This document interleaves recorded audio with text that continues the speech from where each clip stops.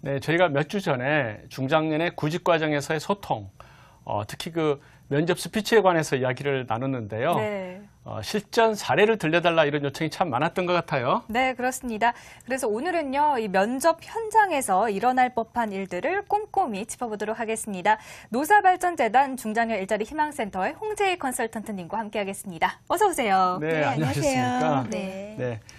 먼저 그 면접장의 입장에서 이 자리에 앉는 과정, 착석 과정에서 또 주의할 점이 있다. 뭐 이렇게 이야기가 되고 있는데 어떤 건가요? 예, 그 면접 과정에 그 입장하셨을 때 이제 착석을 하셔야 되는데 이 착석 또한 그 올바른 자세를 유지하기 위해서 되게 중요한 부분입니다. 네. 그래서 먼저 그 의자를 확인을 하시고 엉덩이를 가장 밀착해서 앉으시고요. 그다음에 앉으실 때는 그 의자의 뒤쪽과 그다음에 본인의 그 등과 해서 그 사이가 한 뼘 정도, 한 주먹 크기 하나 정도가 들어갈 정도로 앉으셔야지만이 어깨가 이렇게 펴지십니다. 그렇죠. 근데 잘못 앉으셨을 경우에 있어서는 너무 이렇게 바깥으로 엉덩이를 빼고 앉으시거나 너무 안쪽으로 앉으시면 자칫하면 어깨가 이렇게 들리시거나 하기 때문에 제껴지죠. 네. 하다가 보면 어떻게 돼요? 자세가 어떻게 보면 이렇게 좀 이렇게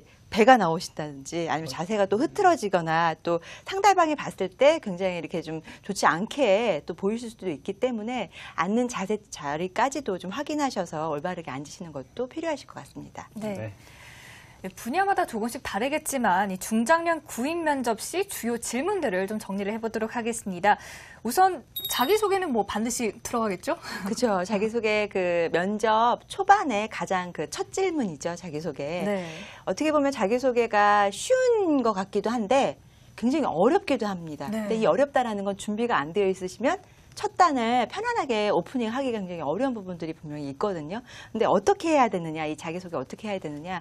보통 이제 그 준비하지 않고 가신 경우에 있어서는 뭐 본인의 고향부터 시작해서 언제 졸업을 하셨는지, 네. 언제 입사를 하셨고, 언제 회사를 옮기셨는지, 사업부서를 언제 옮기셨는지 이렇게 얘기를 하시다가 보면 실제로 경력에 대한 내용보다, 업무 내용보다는 옮기셨던 거, 그다음에 불필요한 어떤 정보만을 제공을 하기 때문에 가능하면 경력 중심의 내용으로 해서 전달을 하셔야 됩니다. 어떻게 하셔야 되냐면, 예를 들면 몇 년 동안 어떤 회사에서 아니면 어떤 업종에서 어떤 업무를 하실 때는 이제 중분류되는 선상에서 구분을 해서 나열을 하시고요. 그다음에 그 업무에 따른 성과적인 부분들, 인정받았던 어떤 실적에 대한 부분들, 고로 그 직무에 있어서의 어떤 보유하고 있는 직무 역량에 대한 부분들, 그다음에 또 회사에서 필요로 하는 어떤 이런 뭐 자격사항이라든지 특이사항에 대한 부분들을 좀 더 덧붙이셔서 언급을 하시면 좀 더 효과적으로 자기소개를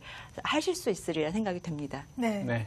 경력에 대한 부분이 중요하다고 말씀을 해주셨는데 그 네. 경력에 관한 질문도 꼭 필수적일 것 같습니다. 어떤 요령이 또 있을까요? 예, 경력에 대한 이제 질문 내용 같은 경우 이제 업무 내용에 대한 부분들인데요.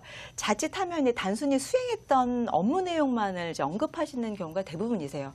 어떤 업무, 뭐 품질 관리 업무 하셨다, 뭐 격리 회계 쪽에 업무 하셨다. 뭐 열거식으로. 그냥 열거식으로 단순하게 그 업무에 대한 내용만을 얘기를 하시는데 그랬을 경우에 사실 그 업무를 수행했던 분들은 다른 분들도 다른 지원자들도 같은 부분이잖아요. 근데 조금 더 그 전달을 좀 더 높이기 위해서는 그 업무에 따른 어떤 그 성과적인 부분들, 그 업무 수행에 따른 내용과 함께 성과, 실적, 뭐 이런 부분들에 대해서 구체적으로 좀 언급을 하셔서 표현을 하시는데 어떻게 하셔야 되냐면 어떤 정량적인 부분들.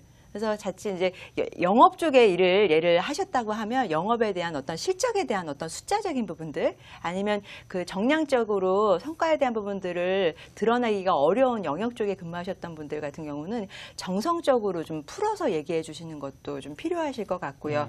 그리고 또 특히 이제 회사에 그 지원하는 회사의 어떤 그런 그 자질이라든지 능력과 요구되는 부분들에 부합해서 언급하시는 게 좀 필요하실 것 같습니다.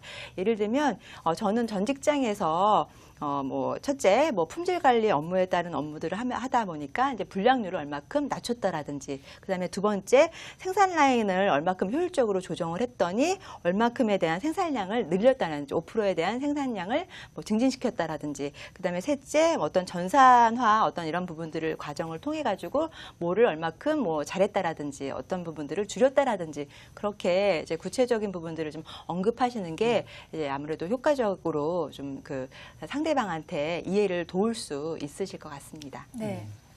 자신의 성과 그리고 실적들을 부각시킬 수 있는 정보들 위주로 좀 잘 정리를 해서 이야기를 해보라라는 말씀을 해주셨는데, 제가 만약에 인사 담당자라면 이 퇴직 사유 참 궁금할 것 같아요. 이런 부분 어떻게 얘기를 하면 좋을까요? 그렇죠. 그 전 직장에서 왜 퇴직을 하셨느냐, 왜 이제 옮기시려고 하셨느냐라는 이제 그 질문을 보통 드리는데요. 이 질문에 대한 의도도 한번 생각해 보실 필요가 있을 것 같아요. 이 질문에 대한 의도는 혹시 그 전 직장에서의 퇴직 사유로 인해서 우리 회사에 들어오셨을 경우에 동일한 어떤 그런 케이스로 인해 가지고 또 퇴사할 확률이 어떻게 보면 높다라고 해서 예측이 가능할 수가 있겠죠. 그렇기 때문에 퇴직 사유에 대한 부분들을 꼭 물어보는데, 그 퇴직에 대한 사유를 말씀을 하실 때 굉장히 어떻게 보면 조심스러운 부분이 있습니다. 자칫하면 이제 그 명예퇴직이라든지 권고사직이라든지 구조조정에 대한 부분들, 실제로 어떤 사실적인 내용이긴 하지만